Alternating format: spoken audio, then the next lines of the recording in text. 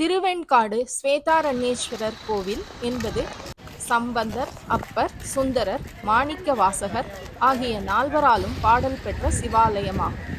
இது மயிலாடுதுறை மாவட்டம் சீர்காழி வட்டத்தில் அமைந்துள்ள தேவார பாடல் பெற்ற தலமாகும். இது புதனுக்குரிய தலமாக கருதப்படுகிறது. இந்திரன் வெள்ளை யானை வழிபட்ட தலம் என்பது நம்பிக்கை. காசியிலே விஷ்ணு பாதம், இங்கு ருத்ரபாதம். அதேபோல் 3 தீர்த்தங்கள், அக்னி தீர்த்தம், சூரிய தீர்த்தம், சந்திர தீர்த்தம். ரகசியங்களும் அதிசயங்களும் நிறைந்த கோயில். ஆண் வாரிசு இல்லையே என்று வருந்துவர்கள் வருத்தப்பட வேண்டாம். இத்திருத்தலத்துக்கு வாருங்கள், கண்டிப்பாக ஆண் வாரிசு பிறக்கும். 3 தலவிருஷங்கள், வடவால், கொன்றை, வில்வம். திருவெண்காடு புதன் ஸ்தலம், ரொம்ப பழமையான ஸ்தலம். வால்மீகி ராமாயணத்துக்கு முற்பட்டதான ஸ்தலம். சுமார் 2000 ஆண்டுகளுக்கு முற்பட்டதான க்ஷேத்திரம் திருவெண்காடு க்ஷேத்திரம். வால்மீகி முனிவர் இந்த க்ஷேத்திரத்தை ராமாயணத்தில் உதாரணமாக எழுதியிருக்க. சபபாப கரோபூமி தக்கியமான சராக்னே நிருத்ரேனே வினிர்தக்க ஸ்வேதாரண்யேதாந்தகா அப்படின்னு வாக்கியம் பண்ணியிருக்க. ராமன் ஆரண்ய காண்டத்தில் 14,000 பேர் கரதூஷ்ணாதிகளோடு சண்டை போட்டானான். அந்த சம்பவம் எப்படி இருந்ததுன்னா, திருவெண்காட்டில் சிவபெருமான் எவ்வாறு யமனை சம்கரித்தாரோ அதுபோல் ராமன் கரதூஷ்ணாதிகளை வதம் பண்ணான் அப்படின்னு இந்த க்ஷேத்திரத்தில் நடந்த ஒரு சம்பவத்தை உதாரணமாக வால்மீகி முனிவர் எழுதியிருக்கார். அதனால் ராமாயண காலத்துக்கு முற்பட்டதான க்ஷேத்திரம் திருவெண்காடு க்ஷேத்திரம். இது ஸ்வேதாரண்ய க்ஷேத்திரம்னு பேர். ஸ்வேதம்னா வெண்மை, ஆரண்யம்னா காடு. வெண்காடு என்பது திருவெண்காடு என்று அழைக்கப்படுகிறது. இந்த சுவாமியினுடைய பெயர் தான் இந்த க்ஷேத்திரத்துக்கு பேர். காசிக்கு சமமானதானது 6 க்ஷேத்திரம். ஸ்வேதாரண்யம், பஞ்சநதம், கௌரி மாயாபுரம், மத்தியார்ச்சனம், சாயாவனஞ்ச, ஸ்ரீவாஞ்சம்னு 6 ஸ்தலங்கள் இருக்கு. காசிக்கு இணையான ஸ்தலங்கள். அதில் முதலாவதாக சொல்லப்பட்டிருக்கக்கூடிய திருத்தலம் இந்த ஸ்வேதாரண்யம் அப்படின்னு சொல்லப்பட்டதான திருவெண்காடு க்ஷேத்திரம். ஸ்வேதம்னா வெண்மை, ஆரண்யம்னா காடு. வெண்காடு என்பது திருவெண்காடு என்று மருவி அழைக்கப்படுகிறது. திருவெண்காட்டு ஈசன் என்பதுதான் இந்த சுவாமியினுடையதான தமிழ் மொழி பெயர். திருவெண்காட்டு ஈஸ்வரர் அப்படிங்கிறதான். இங்கே எல்லாமே மும்மூன்றாகத்தான் அமைப்பட்டிருக்கும். காசியில் எப்படி கங்கை புனிதமானதோ அதுபோல இந்த க்ஷேத்திரத்தில் தீர்த்தங்கள் புனிதமானது. 3 தீர்த்தங்கள், அக்னி தீர்த்தம், சூரிய தீர்த்தம், சந்திர தீர்த்தம் அப்படின்னு 3 தீர்த்தம். இந்த 3 தீர்த்தத்தில் குளிச்சுட்டு இங்கே இருக்கக்கூடிய சிவனையும் பார்வதியும் வழிபாடு செய்தால் இதற்கு முன்பு 3 ஜென்மாவில் நாம் செஞ்ச பாவங்கள் எல்லாம் விலகி போகும். 3 அந்த காசியில் போய் ஸ்நானம் பண்ணால் என்ன பலன் கிடைக்குமோ அதே பலன் இந்த திருவெண்காடு க்ஷேத்திரத்தில் முக்குளத்தில் நீராடி சிவபெருமானையும் பார்வதி தேவியும் வழிபாடு செய்தால் அந்த பாவங்கள் எல்லாம் விலகி போகும். புத பகவான் பூசித்து பெயர் பெற்ற ஸ்தலம், தவம் செய்த திருக்கோவில். புதன் நவகிரகங்களில் புத கிரகம் நீங்கள் கேள்விப்பட்டிருப்பேன். சூரியன், சந்திரன், அங்காரகன், புதன், பிரகஸ்பதி, சுக்கிரன், சனி, ராகு, கேது, இப்படி 9 நவகிரகங்கள். இந்த 9 நவகிரகங்களில் இந்த 9 நவகிரகங்களுமே எல்லாரும் ஒரு கருத்தை முக்கியமாக புரிஞ்சுக்கணும். இந்த 9 நவகிரகங்களும் இருக்கக்கூடிய திருக்கோயில் என்பது அங்கே இருக்கக்கூடிய சிவபெருமான அவர்கள் வழிபாடு செய்து தவம் செய்திருக்கிறார்கள். இந்த நவகிரகங்கள் 9ம் எந்தெந்த க்ஷேத்திரத்தில் இருக்கோ அந்த க்ஷேத்திரத்தில் இருக்கக்கூடிய மூலவர் சிவபெருமானையும் அந்த அம்பிகை பார்வதி தேவியும் வணங்கி தன்னுடைய பாவங்களை போக்கின்னு இருக்காங்க. அதனால தான் அந்தந்த கோவிலில் அவர்கள் புனிதமடைந்திருக்கிறார்கள். அதனால் ஒரு கோவிலுக்கு போனோன்னா அங்கே இருக்கக்கூடிய சிவனையும் பார்வதியும் முக்கியமாக வழிபாடு பண்ணணும். அது ரொம்ப முக்கியமான ஒரு செயல். அந்த செயலை செஞ்சு தான் இங்கே நவகிரகம் வரவாலாம் என்ன பண்ணுறான்னா புதனை தரிசனம் பண்ணிட்டு அப்படியே போயிடுறா. அப்படி போகக்கூடாது. ஏன்னா புதனே இங்கே இருக்கக்கூடிய சிவனையும் பார்வதியும் வழிபாடு செய்வதற்காகத்தான் இங்கே வந்தார். அதனால தான் அவருக்கு பெருமை, அதனால தான் அவருக்கு பாவ விமோசனம், அதனால தான் அவர் கிரகமாக இருந்து இந்த க்ஷேத்திரத்தில் ஆட்சி பண்ணுறார்.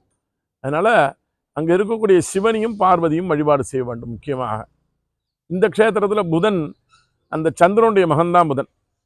அந்த சந்திர குளக்கரையில் கிழக்கு நோக்கி அமர்ந்து தவம் செய்து சிவபெருமானையும் பார்வதி தேவியும் வணங்கி தன்னுடைய பாவங்களை போக்கின்றதாக வரலாறு. புதன் சம்பந்தப்பட்ட தோஷங்கள், புதன் சம்பந்தப்பட்ட அனைத்து பரிகாரங்களும் இந்த க்ஷேத்திரத்தில் செய்யலாம்.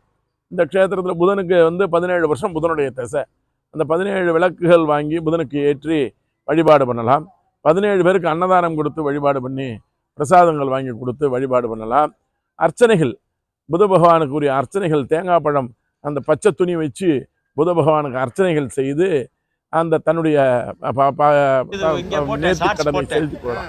இப்படி எல்லா வகையிலும் புதனுக்கான பரிகாரங்களை செய்யக்கூடிய திருத்தலம் திருவெண்காடு. இங்க எல்லாமே மும்மூன்றாக அமையப்பட்டிருக்கும். 3 தீர்த்தம், 3 சிவன், 3 சக்தி, 3 ஸ்தல விருட்சம், எல்லாமே மும்மூன்றாக அமையப்பட்டிருக்கும். 3 சிவன் ஸ்வேதாரண்யேஸ்வரர் லிங்கஸ்வரூபம், நடராஜ பெருமான் நர்தன கோலம், ஆதி சிதம்பரம். சிதம்பரத்துக்கு முற்பட்டதான ஸ்தலம் இது. சிதம்பரத்தில் பதஞ்சலி, வியாக்ரபாதர்னு 2 பேருக்காக நடராஜ பெருமான் ஒரு தாண்டவம் ஆடினார். இந்த க்ஷேத்திரத்தில் ஸ்வேதகேதுன்னு 8 வயது குழந்தைக்காக 9 தாண்டவங்கள் ஆடினார். இது நவதாண்டவ க்ஷேத்திரம். சிதம்பரத்தில் ஒரு தாண்டவம், இங்கே 9 தாண்டவம். அங்கே 2 பேருக்காக ஒரு தாண்டவம், இங்கே ஒருத்தருக்காக 9 தாண்டவம். அந்த ஓடுகள், அதில் 26,600 ஓடுகள் செதுக்கியிருக்கா. இந்த 21,600 ஓடுகள் என்பது ஒரு மனிதன் ஒரு நாளைக்கு சுவாசம் பண்ணக்கூடிய மூச்சு காற்றினுடைய அளவு 21,600 தடவைகள்.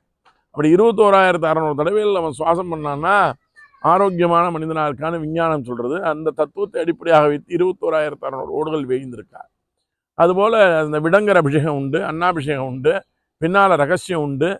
அங்கே தில்லையில் தில்லைக்காளி, இங்கே ஸ்வேதமகா காளி, காளி இருக்கக்கூடிய திருத்தலம். அங்கே கோவிந்தராஜ பெருமாள் சிதம்பரத்தில், இங்கே ஸ்வேதவன பெருமாள், பெருமாள் இருக்கக்கூடிய சிவக்ஷேத்திரம். அப்படி 2வது சிவன். 3வது சிவன் அகோரமூர்த்தின்னு பேர். அகோரமூர்த்திங்கிறவர் சிவபெருமானுக்கு 5 திருமுகங்கள். ஈசானம், தத்புருஷம், அகோரம், சத்யோஜாதம், வாமதேவம்னு 5 முகங்கள் உண்டு. இந்த 5 முகங்களும் எங்கே இருக்குன்னு கேட்டீங்கன்னா, லிங்கஸ்வரூபமாக இருக்கக்கூடிய சிவபெருமானை சுற்றி 4 திசைகளில் 4 முகம், தலபாகத்தில் ஒரு முகம், மேல் நோக்கி ஆகாசத்தை நோக்கியதாக ஒரு முகம், 5 முகம். இந்த 5 முகமும் 4 திசைகளில் 4 முகம், மேல் நோக்கியதாக ஒரு முகம். இந்த 5 முகத்துக்கு 5 வேலைகள் உண்டு. பஞ்சகிருத்தியங்கள்னு பேர். சிருஷ்டி, ஸ்திதி, சம்ஹாரம், திரோபாவம், அனுகிரகம். படைத்தல், காத்தல், அழித்தல், மறைத்தல், அருளுதல். இந்த 5 வேலையை இந்த 5 முகமும் செய்யும். ஒரு முகத்துக்கு ஒரு வேலை. அதுல சிவபெருமானுடைய தென் திசையை நோக்கிய பகுதிக்கு பேர் அகோர முகம் அப்படின்னு பேர். அந்த அகோர முகத்தினுடையதான வேலை சம்ஹாரம் பண்ணக்கூடியது, தீயவைகளை அழிக்கக்கூடியது. மருத்துகாசுரன் அப்படின்னு ஒரு அசுரன் சிவபெருமானை நோக்கி கடலுக்கு அடியில் மூச்சு காட்ட அடைக்கிண்டு கடலுக்கு அடியில் மூழ்கிண்டு ஒத்த காலில் நின்று தபஸ் பண்ணுறான் சிவபெருமானை நோக்கி. தபஸ் பண்ணவுடனே யார் தபம் செய்தாலும் சிவபெருமான் காட்சி கொடுப்பார். சிவபெருமான் காட்சி கொடுத்தார். தன் கையிலே இருக்கக்கூடிய சூலாயத்தை அசுரனுக்கு வரமாக கொடுத்தார். இந்த சூலாயத்தை வாங்கின்ற அசுரன் மதங்காதி முனிவர்களையும் இந்திராதி தேவர்களையும் கொடுமைப்படுத்துறான். தவம் செய்து கொண்டிருந்த முனிவர்களையும் தேவர்களையும் இம்சப்படுத்துறான். அந்த தேவர்களும் முனிவர்களும் திருவெண்காட்டுக்கு திருவெண்காட்டில் இருக்கக்கூடிய ஈஸ்வரன் ஸ்வேதாரண்யேஸ்வரிடம் முறையிட்டார்கள். முறையிட்ட உடனே எம்பெருமான் இடபதேவர் நந்தி பெருமானை அனுப்பி அசுரனை போய் வதம் பண்ணிட்டுவான்னு அனுப்பினார். இடபதேவர் போனார். ஒரு மூச்சு காத்து விட்டார். அசுரனுடைய கூட்டம் எல்லாம் எரிஞ்சு சாமலா போனது. அசுரன் நிராயுதபாணியாரா, வேற வழியே இல்லாம தன் கையில இருக்கக்கூடியதான சூலாயுதம், சிவபெருமான்கிட்ட அந்த வரமா வாங்கின சூலாயுதத்தை வச்சுட்டு சண்டை போடுறான்.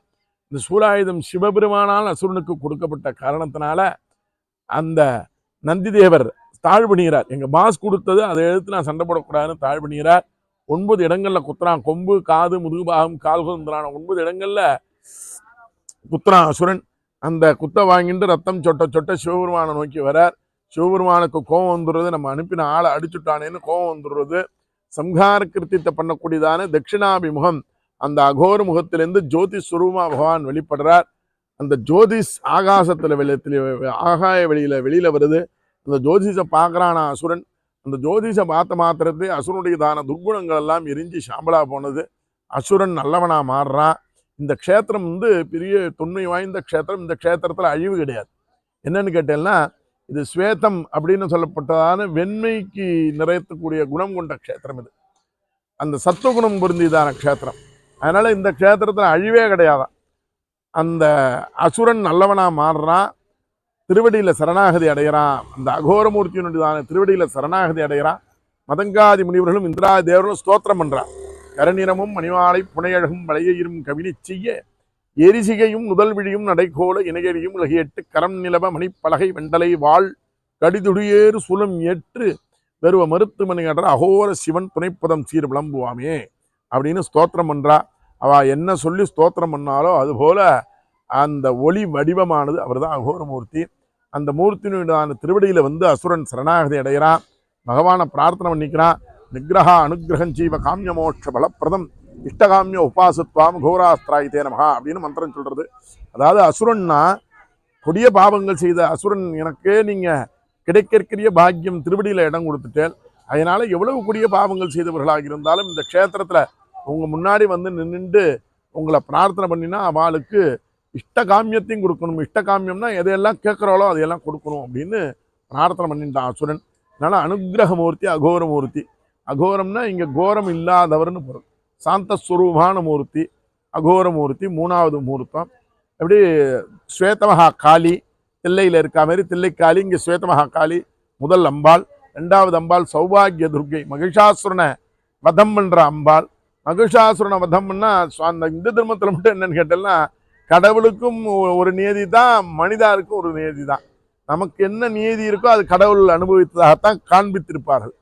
மகிஷாசுரனை சம்ஹாரம் பண்ணா துர்க்கையாக இருந்து அம்பாள். அந்த மகிஷாசுரனை சம்ஹாரம் பண்றதுனால அம்பாளுக்கு அபமிருத்தி தோஷம் வந்தது. கொலை பண்ணா என்ன பாவம் வருமோ அந்த பாவம் வந்தது அம்பாளுக்கு. பிரம்மஹத்தி தோஷம் வந்தது. அந்த ஹத்தி தோஷம் நிவர்த்தியாக வேண்டும் என்பதற்காக இந்த க்ஷேத்திரத்துல அம்பாள் மேற்கு முகமாக தவம் செய்தாள். துர்க்கை அம்மன் இந்த க்ஷேத்திரத்துல மேற்கு நோக்கியதான துர்க்கை, சௌபாகிய துர்க்கைன்னு பேர். எல்லா கோவில்லையும் வடக்கு நோக்கி இருக்கும் துர்க்கை. இந்த க்ஷேத்திரத்துல மேற்கு நோக்கியதான துர்க்கை சௌபாகிய துர்க்கை. ரெண்டு அம்பாள். மூணாவது அம்பாள் பிரம்ம வித்யாம்பிகை. 81 சக்தி பீடத்துல வித்யா பீடம் இது. இங்க வந்தெல்லாம் பிரம்ம வித்தை அப்படின்னா பேரறிவு அப்படின்னு அர்த்தம். பேரறிவை கொடுக்கக்கூடிய பிரம்ம வித்யா அம்பாள். அந்த சன்னதி வாசல்ல தான் புதன், புத்தி காரகனான புதனுக்கான ஆலயம் இருக்கு. ஏன்னா அந்த பிரம்ம வித்தை என்பதை நம்ம இந்த புத்தி மூலியமாக அடைய முடியுங்கிறதுனால இந்த அம்பாள் சன்னதி வாசல்ல அந்த புத பகவானை பிரதிஷ்டை பண்ணியிருக்கா. அந்த புத்தி தாதாவர், புதன் வந்து புத்தி தாதா, அம்பாள் பிரம்ம வித்தை. பிரம்ம வித்தை பேரறிவை கொடுக்கக்கூடிய அம்பாள். அப்படி பிரம்ம ஞானத்தை கொடுக்கக்கூடிய அம்பாள். இந்த க்ஷேத்திரத்துல தான் தட்சிணாமூர்த்தி வந்து இங்க வந்து பிரம்மனுக்கு உபதேசம் பண்ண. தட்சிணாமூர்த்தி என்பவருடைய அவதார பெருமையை என்னன்னு கேட்டேன்னா, சனகாதி முனிவர்கள் 4 பேருக்கு உபதேசம் பண்ணத்தான் வரலாறு. சிவபெருமான் குருவாக இருந்த, அதனால தான் அவரை குருன்னு சொல்லுவா, தட்சிணாமூர்த்தின்னு சொல்லுவா. மாத்தியாரா இருந்து 4 பேருக்கு போதனை செய்தார். அதுதான் தட்சிணாமூர்த்தி கோலத்தினுடைய அவதார பெருமை. அந்த கீழே சனகாதி முனிவர்கள் 4 பேர் இருப்பார். ஆனால் இந்த க்ஷேத்திரத்தில் பிரம்மாவுக்கு உபதேசம். இந்த க்ஷேத்திரத்தில் ஒரு டிஃப்ரெண்ட் என்னன்னு கேட்டீங்கன்னா, அந்த பிரணவத்தினுடைய பொருளை மறந்து போய் முருகன் கையால் குட்டுப்பட்டு சிறைப்பட்டான் பிரம்மன். அந்த பிரம்மனுக்கு அந்த மறந்து போன பிரம்ம ஞானத்தை இந்த க்ஷேத்திரத்தில் தட்சிணாமூர்த்தியாக இருந்து சிவபெருமான் உபதேசித்தார்.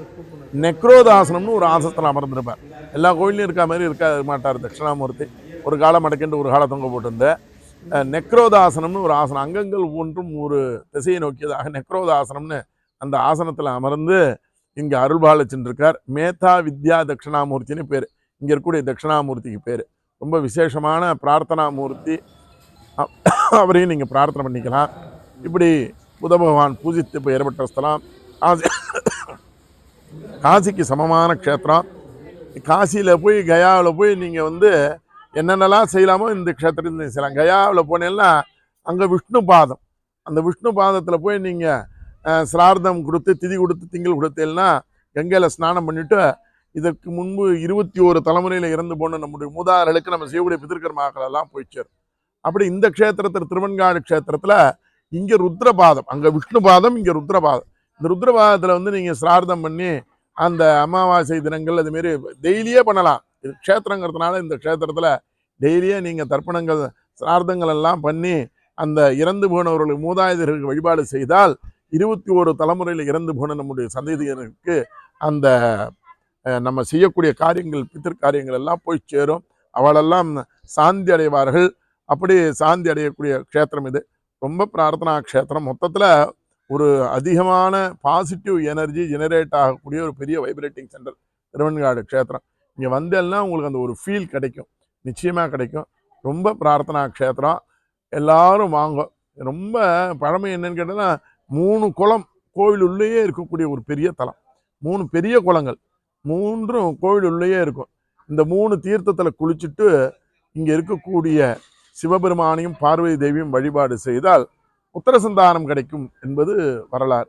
அதாவது பேயடையா பிரிவெய்தும் பிள்ளையினோடு உள்ளம் நினைவது ஆயினவே வரம்பெறுவர் ஐயுற வேண்டாம் ஒன்றும் வேயனதோல் உமைமங்கன் வெண்காட்டு முக்குல நீர் தோய்வினையார் அவர் தம்மை தோயாவாம் தீவினையே அப்படின்னு திருஞான சம்பந்தர் பாடியிருக்கார். உத்தரசந்தானத்துக்கான க்ஷேத்திரம், மெய்கண்டார் அவதரிப்பதற்கு மூலமாக இருந்த க்ஷேத்திரம். பன்ருட்டியைச் சேர்ந்த அச்சுத கலப்பாளருக்கு இந்த க்ஷேத்திரத்துக்கு வழிபாடு பண்ண பிறகுதான் மெய்கண்டார் அவதரித்தார். அவருக்கு மகனாக பிறந்தார். அப்படி மெய்கண்டார் பெரிய சைவ சித்தாந்த நூலை எழுதிய மெய்கண்டார் அவதரிப்பதற்கு மூலமாக இருந்த க்ஷேத்திரம் திருவெண்காடு க்ஷேத்திரம் தான். இந்த க்ஷேத்திரத்தில் வழிபாடு பண்ணித்தான் அந்த மெய்கண்டார் அவதாரம் பண்ணார்.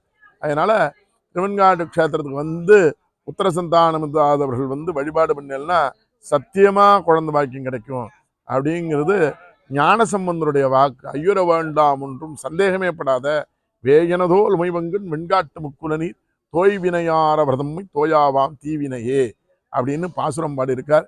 எல்லா நன்மைகளும் எல்லோருக்கும் கிடைக்க வேண்டும், வான்முகில் வளாது பெய்க மணிவளம் சுரக்க மன்னன் கோன்முறை அரசு செய்க குறைவிலாது உயிர்கள் வாழ்க நான்மறை அறங்கள் ஓங்க நற்றவம் வேள்வி மல்க மேன்மைகள் சைவ நீதி விளங்குக உலகமெல்லாம் அரஹர நம பார்வதி பதையே. என் பேர் பாபு குருக்கள், திருவெண்காடு புதன் ஸ்தலத்திலேருந்து நான் எனக்கு தெரிஞ்ச கருத்துக்களை, எனக்கு தெரிஞ்ச என்னுடைய மூதாதையர்கள், நாங்கள் தலைமுறையாக பூஜை பண்ணிட்டு இருக்கோம் இந்த க்ஷேத்திரத்தில், என்னுடைய மூதாதையர்கள் சொல்லிக் கொடுத்த அந்த சின்ன சின்ன விஷயங்களை நான் உங்களோட பகிர்ந்துருக்கேன். அனைவரும் இந்த செய்திகளெல்லாம் கேட்டு இன்புற்று இந்த க்ஷேத்திரத்துக்கு வழிபாடு செய்து எல்லாம் வல்ல என்னுடைய இறைவன் ஸ்வேதாரண்யேஸ்வரர் பிரம்மவித்தினுடைய அருளுக்கு பாத்திரராகும்படி பணிவன்போடு கேட்டுக்கொள்கிறேன். ஸ்வேதாரண்யம் சிவ பஞ்சநதம் கௌரிமாயூரம் மத்யார்ஜுனம் சாயாவனஞ்ச ஸ்ரீவாஞ்சியம் காசி க்ஷேத்திர சமானஷட்டு. காசிக்கு நிகராக வர்ணிக்கப்படுகின்ற 6 க்ஷேத்திரங்களில் முதன்மையாக விளங்கக்கூடியது திருவெண்காடு. ஒரு புறம் மணிகன்னிகா கட்டம், ஒரு பக்கம் துலா கட்டம்.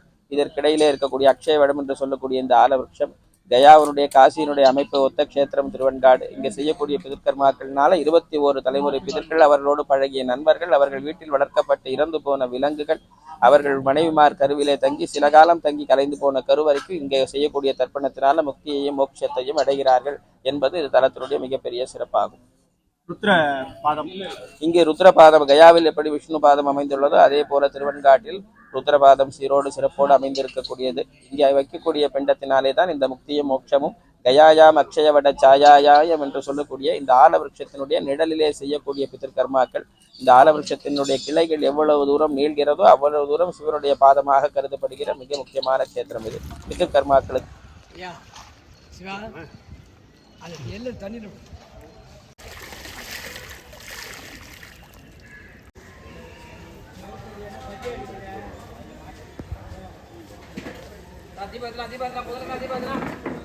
மூலிகை தீபம் தெரியுமா? மூலிகை விளக்கு, மூலிகை என்ன மூலிகை தெரியுமா? புத பகவானுக்கு ஒரே இடத்துல 17 தீபம் ஏற்றணும் சார். 17 மூலிகை விளக்கு, மூலிகை என்ன மூலிகை தெரியும். புதனுக்கு மட்டும் ஏற்றணும். புதனுக்கு கல்வி, தொழில், வியாபாரம், திருமண தடை, குழந்தை பாக்கியம், நரம்பு சம்பந்தமான நோய், குடும்ப மேன்மைக்கெல்லாம் 17 தீபம் ஏற்றணும். புதன் திசை 17 வருஷம். திசை வச்சு கணக்கு பண்ணி 17 விளக்கு ஏற்றணும். அதுக்கு பச்சை பருப்பு, புதனுக்குரிய தானியம் பாசிப்பயிறு. எண்ணெய் மூலிகை எண்ணெய் நல்ல நிலை 17 மூலிகை பொடி கலந்துருப்பாங்க. திரி கலரு திரி மூலிகை திரி நாயுருவி, மரு, அருகம்பில்லாம் அரைச்சி அதில் நினச்சிருப்பாங்க. இதில் 17 மூலிகை நாயுருவி, மரு, பச்சைப்பயிறு, வன்னி, துளசி, நொச்சி, பெரண்டை, தூதுவளை, கரிசலாங்கண்ணி, கையாந்தரை, அருகம்பில்லு, வில்வம், வல்லாரை, குப்பைமேனி, சிறிய நங்கை, பெரிய நங்கை, கஸ்தூரி மஞ்சள், இளம்புரிக்கா, வளம்புரிக்கான்னு 17 மூலிகை பொடி கலந்துருப்பாங்க. கலந்து சாமி ஹோம் பண்ணி வரும். திரி பச்சை கலருக்கு என்ன புதனுக்குரிய இதா? புதனுக்குரிய இது பச்சை. பச்சை மாலை, பச்சை வஸ்திரம், பச்சை பயிறு எல்லாம் பச்சை தான் இருக்கும். புதனுக்குரிய மாலையும் நாயுருவி மாலை. புதனுக்குரிய திசை 17 வருடங்கள். ஆதலால் 17 அகல் விளக்கை ஏற்ற வேண்டும் என்று சாஸ்திரங்கள் கூறுகின்றன.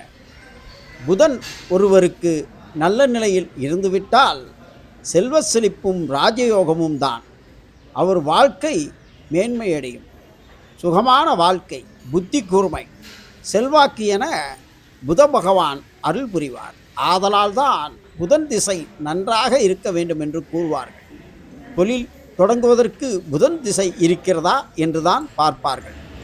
இத்திருத்தலத்தில்தான் குழந்தையே இல்லாத அச்சுநாத காளப்பருக்கு மெய்கண்டார் பிறந்தார்.